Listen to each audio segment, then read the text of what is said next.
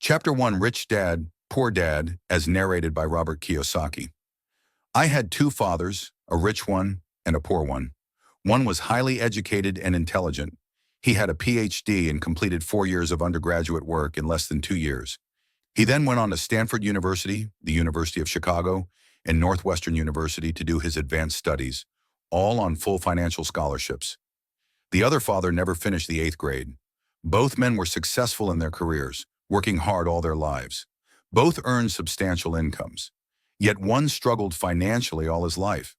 The other would become one of the richest men in Hawaii. One died leaving tens of millions of dollars to his family, charities, and his church. The other left bills to be paid. Both men were strong, charismatic, and influential. Both men offered me advice, but they did not advise the same things. Both men believed strongly in education, but did not recommend the same course of study. If I had had only one dad, I would have had to accept or reject his advice. Having two dads advising me offered me the choice of contrasting points of view, one of a rich man and one of a poor man. Instead of simply accepting or rejecting one or the other, I found myself thinking more, comparing and then choosing for myself. The problem was the rich man was not rich yet, and the poor man not yet poor. Both were just starting out on their careers, and both were struggling with money and families. But they had very different points of view about the subject of money. For example, one dad would say, "The love of money is the root of all evil." The other, "The lack of money is the root of all evil." As a young boy, having two strong fathers both influencing me was difficult. I wanted to be a good son and listen, but the two fathers did not say the same things. The contrast in their points of view, particularly where money was concerned, was so extreme that I grew curious and intrigued. I began to start thinking for long periods of time about what each was saying. Much of my private time was spent reflecting, asking myself questions such as, "Why does he say that?" And then asking the same question of the other dad's statement.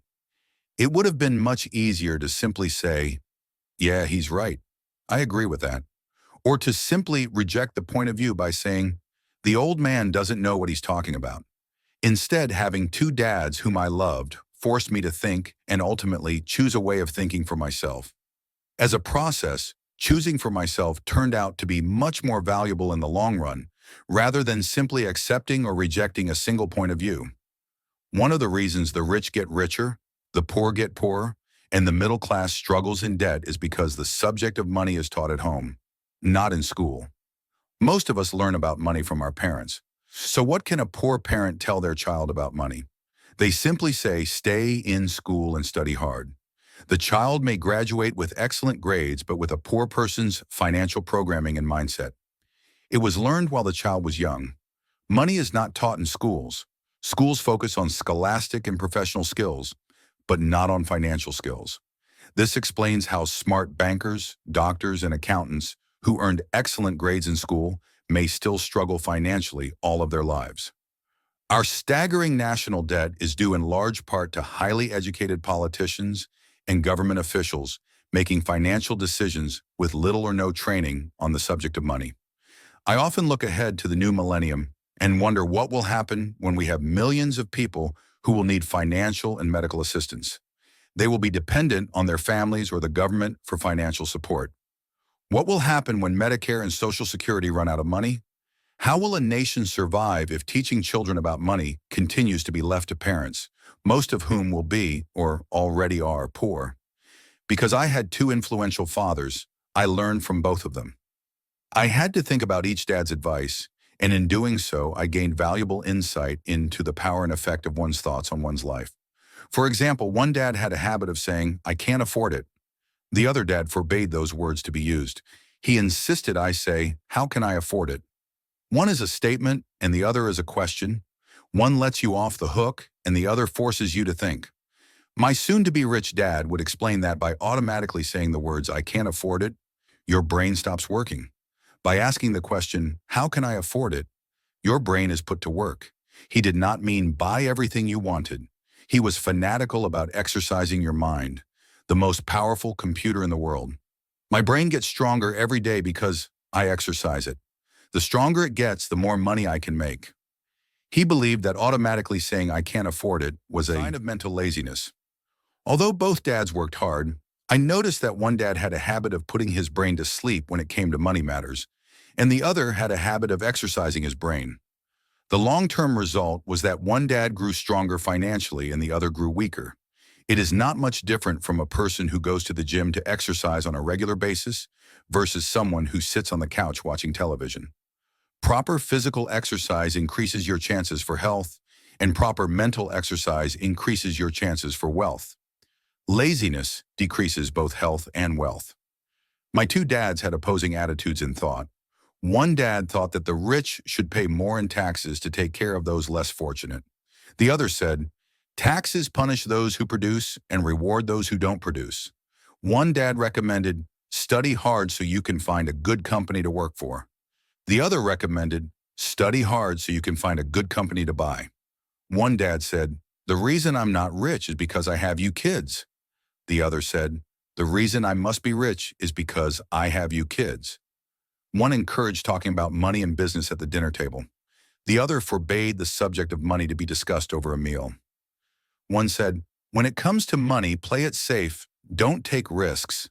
The other said, learn to manage risk.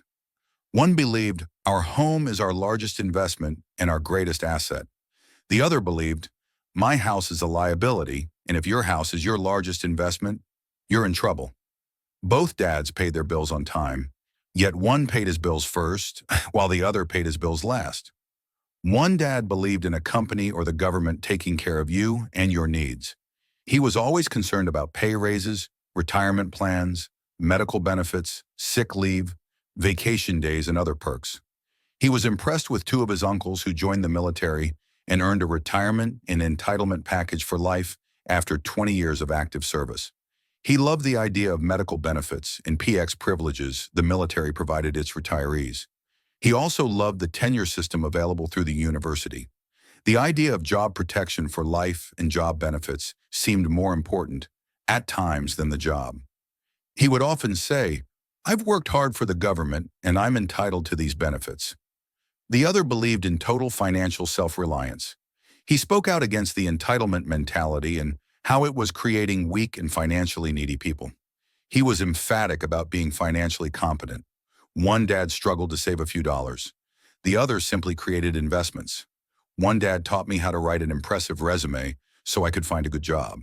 The other taught me how to write strong business and financial plans so I could create jobs. Being a product of two strong dads allowed me the luxury of observing the effects different thoughts have on one's life. I noticed that people really do shape their life through their thoughts. For example, my poor dad always said, I'll never be rich, and that prophecy became reality.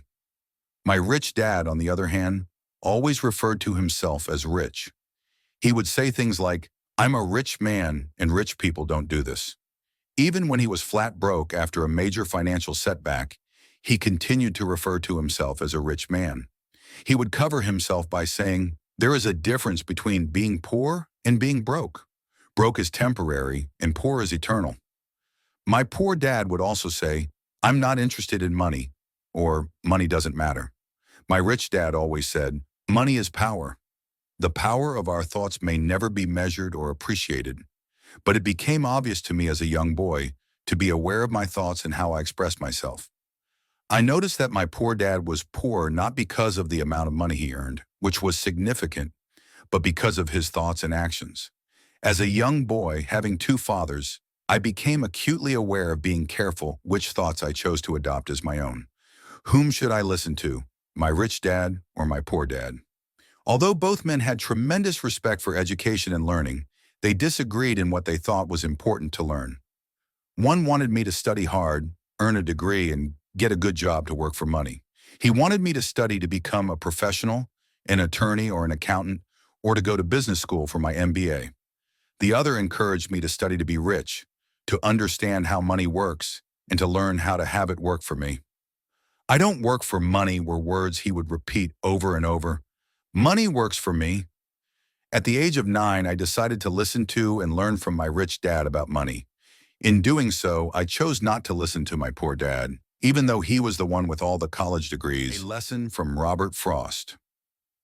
Robert Frost is my favorite poet. Although I love many of his poems, my favorite is The Road Not Taken. I use its lesson almost daily, the road not taken. Two roads diverged in a yellow wood, and sorry I could not travel both and be one traveler. Long I stood and looked down one as far as I could to where it bent in the undergrowth, then took the other as just as fair, and having perhaps the better claim, because it was grassy and wanted wear. Though as for that, the passing there had worn them really about the same, and both that morning equally lay in leaves no step had trodden black. Oh, I kept the first for another day, yet knowing how way leads on to way, I doubted if I should ever come back. I shall be telling this with a sigh. Somewhere ages and ages hence, two roads diverged in a wood, and I took the one less traveled by, and that has made all the difference. Robert Frost, 1916, and that made all the difference. Over the years, I have often reflected upon Robert Frost's poem. Choosing not to listen to my highly educated dad's advice and attitude about money was a painful decision, but it was a decision that shaped the rest of my life.